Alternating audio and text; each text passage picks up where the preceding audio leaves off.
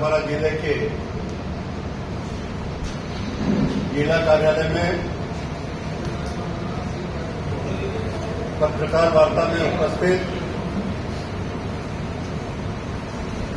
छत्तीसगढ़ सरकार के वरिष्ठ मंत्री जिन्होंने छत्तीसगढ़ शासन के विभिन्न विभागों का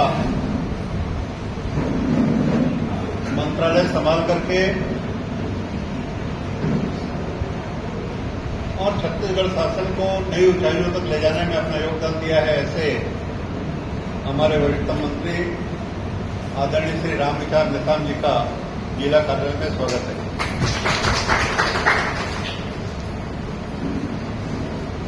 साथ ही साथ हमारे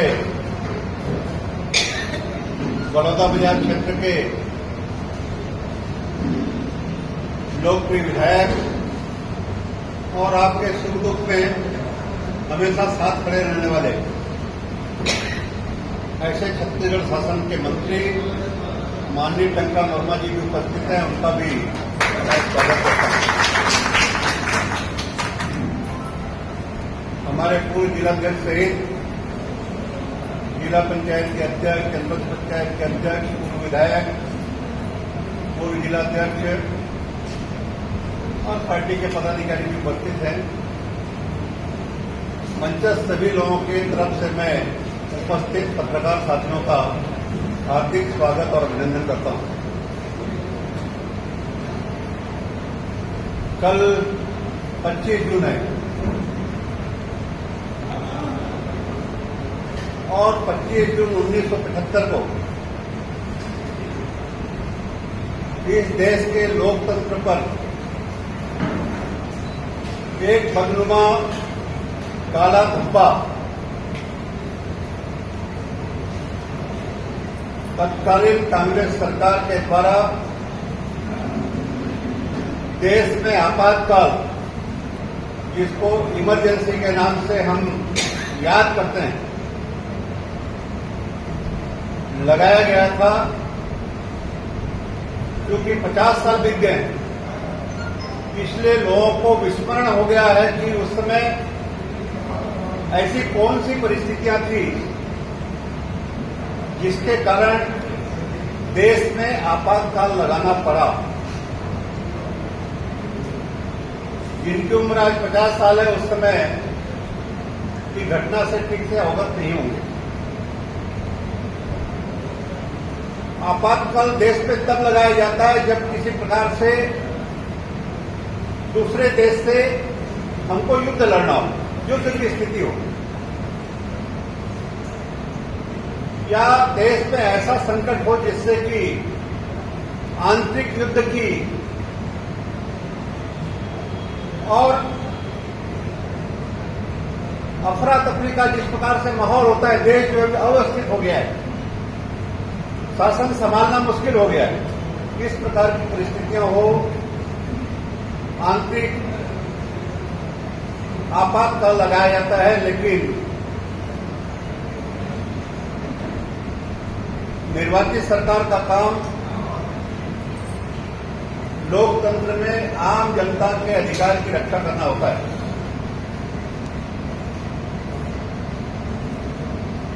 लोकतंत्र में कानून के हिसाब से सरकार चलती है। 26 जनवरी 1950 को बाबा साहेब अम्बेडकर ने संविधान जो देश के समक्ष रखा, उसको लागू किया गया। और ये संविधान देश की जनता के मौलिक अधिकारों को सुरक्षित रखने, सबको अपनी बात को रखने और लोकतंत्र के जो 4 स्तंभ है, उन चारों को स्वतंत्र रूप से काम करने की आजादी देता है।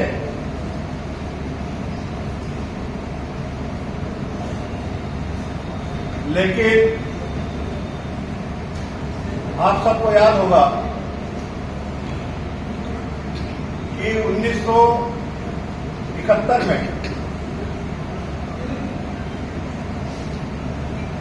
स्वर्गीय श्रीमती इंदिरा गांधी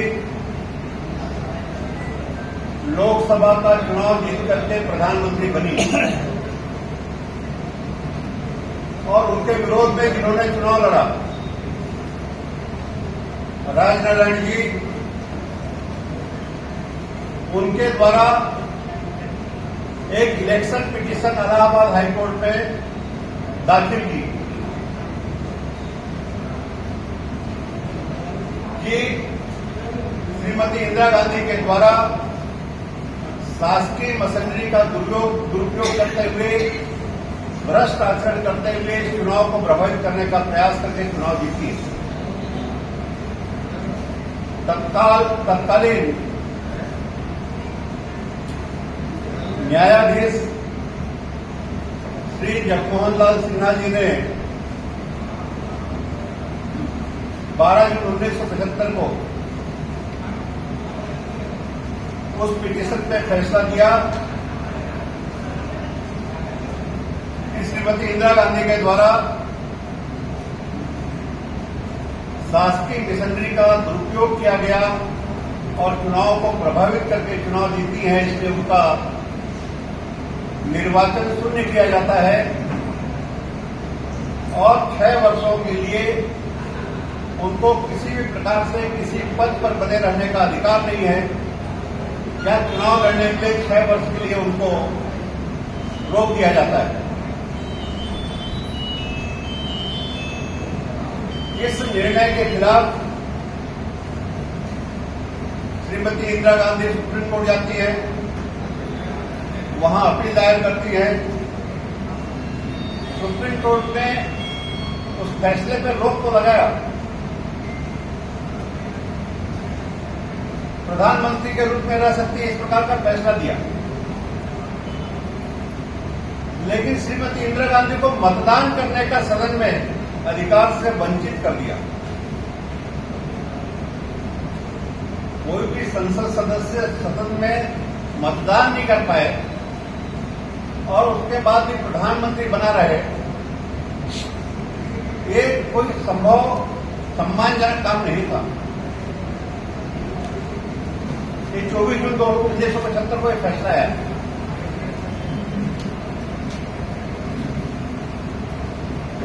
तो उन्होंने सोचा कि इसमें तो प्रधानमंत्री के पद पर बना रहना मुश्किल हो जाएगा और एक व्यक्ति को प्रधानमंत्री पद पर बने रहे, इसके लिए लोकतंत्र की आत्मा, संविधान की हत्या करते हुए 25 जून 1975 को रात्रि में आपातकाल की घोषणा कर दी जाती है।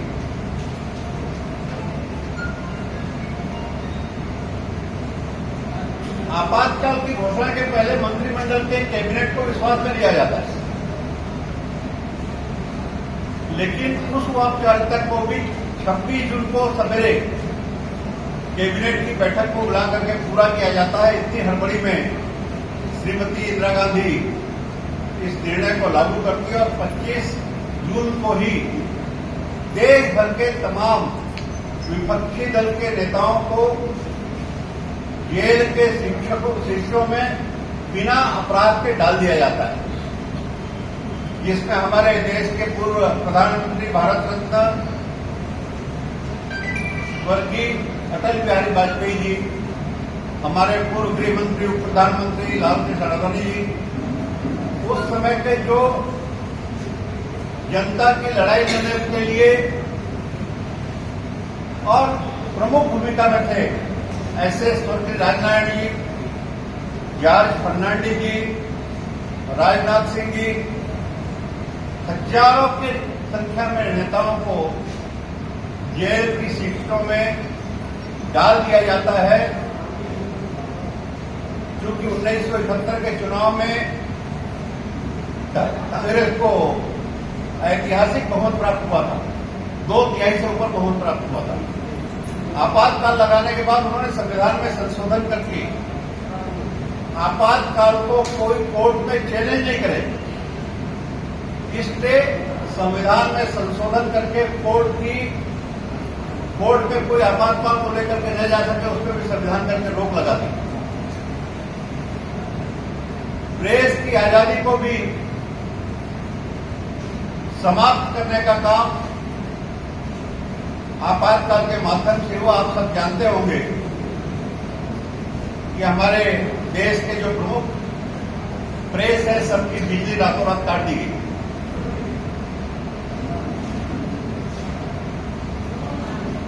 इस बात की चर्चा करने की, पत्रकार वार्ता लेने की आवश्यकता क्यों पड़ी? उसके पीछे कारण है कि ऐसी क्या स्थिति थी, कुल मिलाकर के कांग्रेस की मानसिकता को जनता के सामने उजागर करना, कि उनकी मानसिकता हमेशा परिवारवाद की रही है। एक परिवार के लोग सत्ता में और संगठन में एकाधिकार बनाए रखें, उसके लिए चाहे जो करना पड़े, जो आज तक अभी तक अनवरत जारी है। हम सब जानते हैं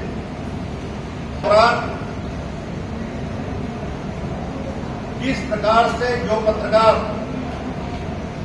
जनता की आवाज को जनता के सामने परोसते थे, उनको भी जेल के सिक्कों में डालने से नहीं रोका गया।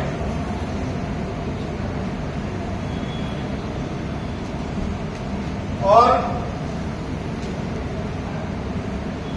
छात्रों को भी, जो छात्र आंदोलन कर रहे थे उस समय, उनको भी उनके अधिकार से वंचित करके उनके भी नेताओं को जेल में डाल दिया गया। वास्तव में ये काला अध्याय 21 महीने तक चला। 25 जून 1975 से मार्च 1977 तक।